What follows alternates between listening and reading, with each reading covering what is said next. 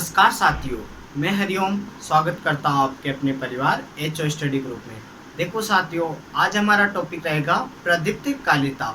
इसे इंग्लिश में photo periodism कहते हैं। यह क्या होता है, पहले हम इसकी परिभाषा देखेंगे, फिर यह कितने प्रकार का होता है उनके बारे में विशेष चर्चा करेंगे। और साथियों, जो परीक्षा में पूछा जाता है इसके उदाहरण, उनको हम ट्रिक के जरिए यहाँ पर याद करेंगे। तो आज का आपका टॉपिक यहीं पर क्लियर हो जाएगा साथियों। अगर आप हमारे चैनल पर नए हैं तो चैनल को सब्सक्राइब कीजिए, बेल आइकन को प्रेस कीजिए, वह साथियों लाइक कीजिए, अपने दोस्तों तक शेयर करना व कमेंट करके बताना कि वीडियो आपको कैसा लगा। सर्वप्रथम साथियों, प्रदीप्त कालिता शब्द का प्रयोग गार्डनर व एलार्ड नाम के वैज्ञानिक ने किया था, तो यह भी आपको याद रखना है। अब देखो, इसकी परिभाषा में आपको बता देता हूँ कि प्रदीप्त कालिता क्या होती है। क्या होता है साथियों, आपको साधारण शब्दों में बताने की कोशिश करता हूँ कि एक पौधा रहता है। पौधे की साथियों जब फ्लावरिंग स्टेज अर्थात पुष्पन अवस्था आती है, तब क्या होता है, प्रकाश की अवधि का उस पर प्रभाव पड़ता है, वही प्रदीप्त कालिता कहते हैं। या हम यूँ कह सकते हैं कि पुष्पन अवस्था पर पड़ने वाला प्रकाश की अवधि का प्रभाव प्रदीप्त कालिता या फोटो पीरियोडिज्म कहलाता है। तो आशा करता हूँ आपको यह समझ में आ गई होगी। अब साथियों देखो, प्रकाश की अवधि का प्रभाव पड़ रहा है, तो इस आधार पर हम क्या करते हैं, इसको 3 भागों में बांट लेते हैं। कौन कौन से हैं यह मैं आपको बता देता हूँ। साथियों, जिनको कम प्रकाश की जरूरत होगी तो वह HDP अर्थात शॉर्ट डे प्लांट कहलाएंगे। साथियों, जिनको अधिक प्रकाश की आवश्यकता होगी वह LDP अर्थात लॉन्ग डे प्लांट कहलाएंगे साथियों। और जिन पे प्रकाश की अवधि का कोई प्रभाव नहीं पड़ता उन्हें हम क्या कहते हैं, DNP अर्थात डे न्यूट्रल प्लांट। जिन पे प्रकाश की अवधि का कोई प्रभाव नहीं पड़ता अर्थात दिवस निष्प्रभावी पौधे, इन्हें कहते हैं। और सबसे मोस्ट इम्पोर्टेंट इसी के उदाहरण पूछे जाते हैं। एक बार आप पुराने पेपर उठाना, सबसे ज़्यादा मोस्ट इम्पोर्टेंट, क्योंकि इसमें अपवाद आते हैं साथियों और वही पेपर में पूछे गए हैं। एक बार आप पुराने पेपर को देख लीजिएगा। अब देखो, हम हमारे व्हाइट बोर्ड पे चलते हैं साथियों। तो आपको मैंने आशा करता हूँ इसकी परिभाषा समझ में आ गई होगी कि पौधे के, आप चाहो तो लिखना चाहो तो लिख सकते हो कि पौधों के पुष्पन पर पड़ने वाला प्रकाश की अवधि का प्रभाव क्या कहलाता है, प्रदीप्त कालिता कहलाता है। आपको यह भी याद रखना है कि यह शब्द किसने दिया, क्योंकि पेपर में यह भी पूछ रखा है साथियों कि फोटो पीरियोडिज्म या प्रदीप्त कालिता शब्द सर्वप्रथम गार्डनर व एलार्ड नाम के वैज्ञानिक ने दिया। तो यह आपको याद रखना है। यह कितने प्रकार का होता है, तो यह 3 प्रकार का होता है। क्योंकि देखो, अगर कम प्रकाश की जरूरत होगी तो हम उन्हें क्या कह देंगे, शॉर्ट डे प्लांट। अधिक प्रकाश की आवश्यकता होगी तो उन्हें हम क्या कर देंगे, लॉन्ग डे प्लांट। और जिन पर प्रकाश की अवधि का कोई प्रभाव नहीं पड़ेगा, जिन्हें हम डे न्यूट्रल प्लांट कह देंगे साथियों। और इनके उदाहरण हैं वो मैं आपको ट्रिक के जरिए यहीं पर याद कराऊंगा, क्योंकि कुछ इनके अपवाद हैं, वही पेपर में पूछे गए साथियों। देखो, HDP मैंने लिख दिया, LDP मैंने लिख दिया, वह day neutral plant, day neutral plant. आप इसकी फुल फॉर्म लिखिएगा। इसको मैं कह देता हूँ शॉर्ट डे प्लांट अर्थात जिनको कम प्रकाश की अवधि की जरूरत होती है। LDP जिनको अधिक प्रकाश की अवधि की जरूरत होती है, लॉन्ग डे प्लांट। और यहाँ पर लिखना है आपको डे न्यूट्रल प्लांट, दिवस निष्प्रभावी पौधे। आपको परिभाषा भी इनकी लिखनी है। HDP में क्या होता है साथियों, 12 घंटे से कम प्रकाश की अवधि का प्रभाव पड़ता है, किस पर, इनके पुष्पन पर। तो हम यूँ कह सकते हैं कि पौधे के पुष्पन पर 12 घंटे से कम प्रकाश की अवधि का प्रभाव पड़ना क्या कहलाता है, HDP कहलाता है। और पुष्पन पर 12 घंटे से अधिक प्रकाश की अवधि का प्रभाव LDP पौधे कहलाते हैं। और पुष्पन पर प्रकाश की अवधि का कोई प्रभाव नहीं पड़ता, वह डे न्यूट्रल अर्थात दिवस निष्प्रभावी पौधे कहलाते हैं। सबसे मोस्ट इम्पोर्टेंट देखो साथियों, हम इसके उदाहरण देखेंगे जो कि परीक्षा में पूछ रखे हैं और आगे भी पूछे जाएंगे। तो एक बात मैं आपको बता देता हूँ साथियों, खरीफ की फसलें, रबी की फसलें व जायद की फसलें होती है। यह आपको याद होगा। खरीफ की फसलें इसमें आएगी और रबी की फसलें इसमें आएगी, यह आपको याद रखना है। जो इनके अपवाद है वह मैं स्टार डाल के लिखा दूंगा। अब एक बार आप सोच के देखो साथियों, खरीफ की फसलों को हम क्या करते हैं, जून जुलाई में बोते हैं। बोने की क्या होता है, लगभग एवरेज 10 एक दिन के बाद वह अंकुरित होकर बाहर आ जाती है। अंकुरण के बाद क्या होता है, वह धीरे धीरे वृद्धि करती है और पुष्पन अवस्था में आने के लिए उसको लगभग 30 से 35 या 40-45 दिनों का समय लगता है, अर्थात 1 से 1.5 महीने लगते हैं। और हमें इतना तो पता है साथियों कि खरीफ की फसलें जब बोते हैं तब क्या होते हैं, दिन छोटे होते हैं, अर्थात छोटे दिन होंगे तो वह खरीफ की फसल कहलाएगी। छोटे दिन होंगे तो उनमें प्रकाश भी कम आएगा और कम प्रकाश प्रिय पौधे क्या कहलाते हैं, एसडीपी, अर्थात खरीफ के सारे उदाहरण एसडीपी आएंगे। और आपको ये भी पता होगा साथियों कि रबी की फसलें में क्या होता है, 25 दिसंबर के बाद आपको क्या मिलती है, बड़े दिनों की छुट्टियां मिलती है। तो बड़े दिनों में क्या होता है, 25 दिसंबर के बाद बड़े दिन स्टार्ट हो जाते हैं और बड़े दिन किस में आते हैं, रबी में। तो अधिक बड़े दिन होंगे तो प्रकाश भी क्या होगा, अधिक मिलेगा। और अधिक प्रकाश किसको चाहिए होता है, एलडीपी को चाहिए होता है। आशा करता हूँ कि ये आपको समझ में आ गया होगा। अब देखो साथियों, उदाहरण क्या क्या है। तो मैंने क्या कहा, खरीफ की फसलें, तो ये आपको याद रखना है। अब खरीफ में क्या क्या आता है ये भी मैं यहाँ पर लिख देता हूँ। और सबसे मोस्ट इम्पोर्टेंट इनके अपवाद, जो कि स्टार डाल के लिखा हुआ और वही पेपर में पूछे गए हैं, ये आपको ध्यान रखना है। अब देखो खरीफ में चावल,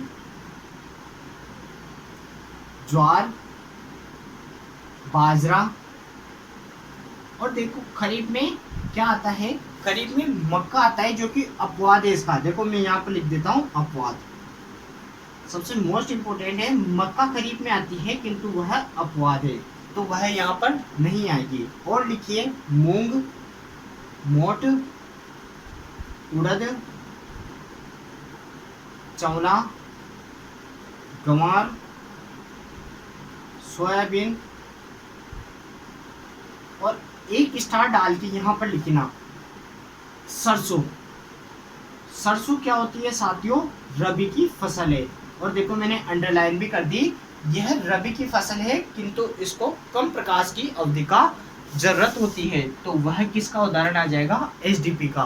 कई दफा पूछा गया है। और मक्का कहाँ पर आएगा, डे न्यूट्रल प्लांट में आएगा। ये भी मैं स्टार डाल के आपको ये वाली तो मैं ट्रिक के जरिए याद करा दूंगा। तो आपको याद रखना है खरीफ में क्या क्या आएगा, ज्वार, बाजरा, चावल, मूंग, मोट, उड़द, चौला, गंवार, सोयाबीन व सरसों को स्टार डाल के लिख देना क्योंकि वह रबी की फसल है। ठीक है साथियों, आशा करता हूँ कि आपको यह उदाहरण समझ में आ गए होंगे। अब देखो एक बार फिर समझा दूंगा मैं आपको, कोई इश्यू नहीं है, इनको आपको यहीं पर याद करवा दूंगा। इधर मैंने क्या कहा, रबी की फसलें, तो रबी वाली सारी कहाँ पर आएगी, इधर आएगी। ये आपको ध्यान रखना है साथियों। अब देखो रबी में कौन कौन आता है, तो गेहूं, जौ, मटर, मसूर, चना, यह आपको याद रखनी है। और इसका अपवाद क्या है, तो इसका अपवाद क्या आ गया, सरसों। और सरसों कहाँ पर आता है, सरसों एसडीपी में आता है। यह आपको अच्छे से स्पेशली याद रखना है। देखो इस पर मैंने स्टार भी बना दिया है साथियों। ठीक, एलडीपी में और कौन कौन आते हैं साथियों, तो वो भी आप यहीं पर लिख लो। कोल क्रॉप्स होती है, अर्थात कोल क्रॉप्स किसे कहते हैं, कोल फसलें, कोल क्रॉप। तो पत्ता गोभी वर्गीय लिख देता हूँ जिससे आपको समझ में आ जाएगा, गोभी वर्गीय परिवार, अर्थात इसमें क्या आता है, फूल गोभी, पत्ता गोभी, गांठ गोभी, ब्रोकली वगैरह होता है, वह भी एलडीपी का उदाहरण है। यह भी आपको ध्यान रखना है। केला व सेब भी इसी में आता है साथियों, केला व सेब, एप्पल, ये भी एलडीपी का उदाहरण है। सबसे मोस्ट इम्पोर्टेंट आपको याद रखना है, सरसों किस में आएगी, तो एसडीपी में आएगी, जो कि रबी की फसल है। और मक्का देखो, मक्का अपवाद है, वो कहाँ पर आएगी, डे न्यूट्रल प्लांट में। अब साथियों एक बात यहाँ पर मैं स्टार डाल देता हूँ इसी पे, क्योंकि अभी तक मैंने तो साथियों देखा है कि जितने भी उदाहरण या क्वेश्चन पूछे जाते हैं वह डे न्यूट्रल प्लांट से पूछे जाते हैं। आप एक बार पुराने पेपर का एनालिसिस करना, एनालिटिक करना कि सबसे अभी तक जितने भी क्वेश्चन पूछे गए हैं डे न्यूट्रल प्लांट से पूछे गए हैं, और आगे भी आशा करता हूँ यही पूछे जाएंगे। तो इसको ट्रिक के जरिए याद करा दूंगा। पहले मैं एक बार इनके उदाहरण लिख देता हूँ। मक्का, मिर्च, और साथियों इसमें आपको लिखना है आलू, क्योंकि सोलेनेसी परिवार का केवल एक सदस्य आलू इसमें आता है, और पूरा सोलेनेसी परिवार कहाँ पर आता है, डे न्यूट्रल प्लांट में आता है। मक्का, मिर्च, बैंगन, बंक गेहूं। बंक गेहूं का वैज्ञानिक नाम साथियों आप यहाँ पर लिखना चाहो तो लिख सकते हो, फेगोफाइरन एस्कुलेंटम इसको कहते हैं। सूरजमुखी, टमाटर, तंबाकू,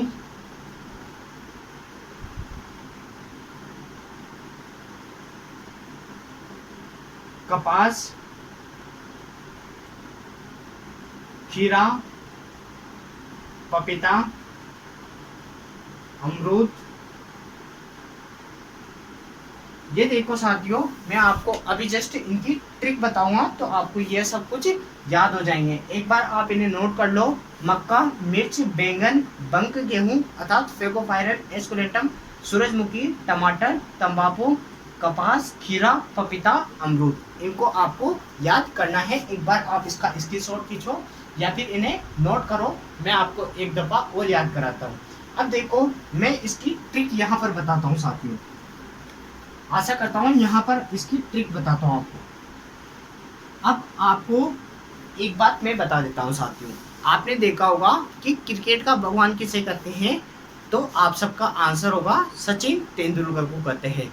और सचिन तेंदुलकर के नाम के आगे क्या लगता है, मास्टर ब्लास्टर सचिन तेंदुलकर, और वह क्या है, एक क्रिकेटर है। बस अपनी ट्रिक यही है। इसमें क्या होगा, आपको सब कुछ डीएनपी वाले पौधे याद हो जाएंगे। आपको यही याद रखना है कि मास्टर ब्लास्टर सचिन तेंदुलकर क्या है, एक क्रिकेटर है। अब देखो मैं आपको बताता हूँ कि कैसे अप्लाई करना है आपको। अब लिखा मैंने, मैं एक बार लिख देता हूँ फिर आपको याद हो जाएंगे। अब देखो वही शब्द लिखा है साथियों, मैंने जो मैंने बोला है, मैंने क्या बोला है, मास्टर ब्लास्टर सचिन तेंदुलकर क्या है, एक क्रिकेटर है। यह आपको ध्यान रखना है साथियों, ठीक है साथियों। अब देखो मैं इसके उदाहरण लिख देता हूँ और आपको एक ट्रिक और बता दूंगा, उसके जरिए भी आपको याद हो जाएंगे। चाहो तो आप इसी से याद कर लेना। एम से आ जाएगा साथियों मक्का। यहाँ पर थोड़ी जगह कम है, आपको नहीं दिखता है तो मैं बोल रहा हूँ वहाँ से समझ जाइएगा। एम से मक्का आ गया साथियों, एम से मिर्च आ गया साथियों। आपको मोस्ट इम्पोर्टेंट क्या याद रखना, मक्का याद रखना है, क्योंकि वह किसका अपवाद है। देखो स्टार डाल रहा हूँ मैं, तो आपको यहीं पर याद करना है। याद क्या करना है, ट्रिक के जरिए आपको याद हो जाएगा। बी से क्या आ जाता है साथियों, बंक गेहूँ। बंक गेहूँ, फेगोफाइरन एस्कुलेंटम बैंगन भी यहीं पर आएगा, और भिंडी भी यहीं पर आएगा। भिंडी भी आप लिख सकते हो, देखो भिंडी, ठीक है साथियों। मास्टर ब्लास्टर सचिन तेंदुलकर क्या है, एक क्रिकेटर है। एस से साथियों सूरजमुखी आएगा, सूरजमुखी, और लगभग पूरा सोलेनेसी परिवार। किंतु आपको आलू याद रखना है, आलू किस में आएगा, लॉन्ग डे प्लांट में आएगा, सोलेनेसी परिवार। और सोलेनेसी परिवार में क्या आती है, 5 फसलें आती है, 24 इनके गुणसूत्र होते हैं। आलू व तंबाकू में 48 होते हैं, क्योंकि वह चतुर्गुणित होते हैं। अब देखो सोलेनेसी में क्या होता है, आलू, टमाटर, मिर्च, बैंगन व तंबाकू, ये आपको याद रखना है, ठीक है। फिर टी से क्या आ जाता है, टी से आ जाता है साथियों तंबाकू। तंबाकू आपको याद रखना है साथियों, ठीक है। और सी से क्या आ जाता है, सी से आता है साथियों कपास, कॉटन। तो ये हमारी ट्रिक है। या फिर आपको ऐसे याद रख लेना है, मक्का, मिर्च, बैंगन, बंक, गेहूं, सूरजमुखी, तंबाकू, भिंडी, कपास, खीरा, पपीता, अमर। इसकी एक ट्रिक और बताता हूँ साथियों, एक बार आप इसे नोट कर लो, मैं आपको यह एक बार वापस से बोल के बता देता हूँ। मास्टर ब्लास्टर सचिन तेंदुलकर क्या है? एक क्रिकेटर है। तो मक्का, मिर्च, बी का मतलब आ जाता है बंक, गेहूं, बैंगन व भिंडी। इसका मतलब आ जाता है सूरजमुखी और लगभग पूरा सोलेनेसी परिवार, किंतु अपवाद स्वरूप आलू एलडीपी में आता है, यह आपको याद रखना है। इधर आता है तंबाकू, इधर आता है, फिर इधर आता है कपास, ये भी आपको याद रखना है। ठीक है साथियों, या फिर आप ऐसे याद कर लो। देखो एक ट्रिक यहाँ पर लिख देता हूँ, आशा करता हूँ कि आपको यहाँ पर दिख जाएगी, या फिर आप याद रखना चाहो तो याद रख लेना। अमन ने टमाटर की पप्पी ली। देखो थोड़ा सेंटेंस क्या है, हंसी वाला है, कि जैसे अमर नाम का एक छोरा था, उसने किसकी पप्पी ली? तो टमाटर की पप्पी ली। ऐसे याद रखना है, अमर ने टमाटर की पप्पी ली। अमर से आ जाता है अमरूद, कहाँ पर गया? अमरूद स्टेडियम को आ जाओ। टमाटर यहाँ पर आ जाएगा की ऐसे लिखता हूँ साथियों, KI। इससे याद रखना है आपको खीरा आपको याद रखना है। ठीक है, खीरा मैंने यहाँ पर लिख दिया होगा, अगर नहीं ये लिख दिया साथियों। तो अमर ने टमाटर की पप्पी ली, किसे? खीरा याद रखना है, पप्पी से अर्थात पपीता याद रखना है। तो ये इसके उदाहरण हो गए। एक बार आप इसे स्क्रीनशॉट खींच लो, फिर मैं इसे मिटा देता हूँ साथियों, लगभग हमारा यह खत्म हो जाएगा। आपको ट्रिक के जरिए यह याद हो गई होगी साथियों। देखो साथियों, आशा करता हूँ कि आपने यह स्क्रीनशॉट खींच लिया होगा या इसे नोट कर लिया होगा। एक बार वापस से क्विक रिवीजन करा रहा हूँ, आप इसे ध्यान से सुनिएगा। प्रदीप्त कालिता किसे कहते हैं? कि पौधे की पुष्पन अवस्था पर प्रकाश की अवधि का पड़ने वाला प्रभाव प्रदीप्त कालिता कहलाता है। गार्डनर व एलार्ड नाम के वैज्ञानिक ने यह शब्द दिया। 3 प्रकार का होता है, SDP, LDP, DNP। कम प्रकाश की जरूरत होती है SDP, अधिक प्रकाश की जरूरत होती है LDP, और जिन पर प्रकाश का कोई प्रभाव नहीं पड़ता है DNP कहलाता है। या यूं कह दो कि 12 घंटे से कम प्रकाश की आवश्यकता होती है SDP, 12 घंटे से अधिक प्रकाश की आवश्यकता होती है LDP, प्रकाश की अवधि का कोई प्रभाव नहीं पड़ता है DNP। इसके उदाहरण, खरीफ की फसलें की पुष्पन अवस्था आती है, तब क्या होता है? छोटे दिन होते हैं। तो मोस्टली खरीफ की फसलें कहाँ पर आएगी? SDP में आएगी, किंतु अपवाद क्या है? मक्का कहाँ पर आएगी? DNP में आएगी।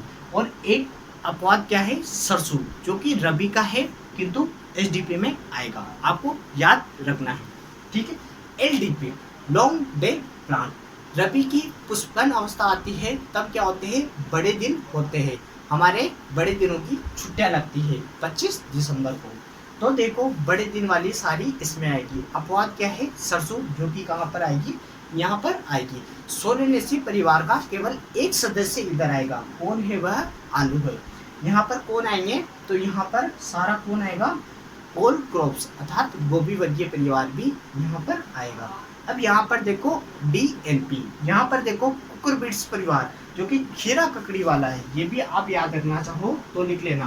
कुकुरबिट्स अर्थात खीरा ककड़ी कद्दू वगैरह है, तो वो भी कहाँ पर आएंगे? दिवस निष्प्रभावित। उसमें क्या होता है? वह जायद की फसलें होती है। जायद की फसलों में क्या होता है? कम प्रकाश मिल जाए या अधिक मिल जाए, कोई प्रभाव नहीं पड़ता। इधर की ट्रिक मैंने याद कराई है आपको कि मास्टर ब्लास्टर सचिन तेंदुलकर क्या है? एक क्रिकेटर है। एम से आ जाता है मक्का, मिर्च, बैंगन, बंक, गेहूं, सूरजमुखी, तंबाकू और टमाटर, भिंडी, कपास, खीरा, पपीता, अमरूद। अमर ने टमाटर की पप्पी ली। अमरूद आ जाता है, टमाटर आ जाता है, खीरा आ जाता है, पपीता आ जाता है। ये आपको अच्छे से याद हो गए होंगे। अगर साथियों यह आपको याद हो गए हुए तो आशा करता हूँ आप इस वीडियो को अधिक से अधिक लाइक व अपने दोस्तों तक ज़्यादा से ज़्यादा इसे शेयर करिएगा, ताकि ऐसी ही अलग अलग ट्रिक्स आपके सामने ला सकूं। आपको हमारा साथ देना है साथियों, और कमेंट करके आप ज़रूर बताना कि आपको वीडियो कैसी लगी, और आपका यह टॉपिक हमेशा के लिए यहीं पर क्लियर हो जाएगा साथियों। तो आप इसे दोस्तों तक ज़रूर शेयर करना। अब इसी के साथ मैं अलविदा लेना चाहूँगा। जय हिंद, जय भारत और धन्यवाद साथियों।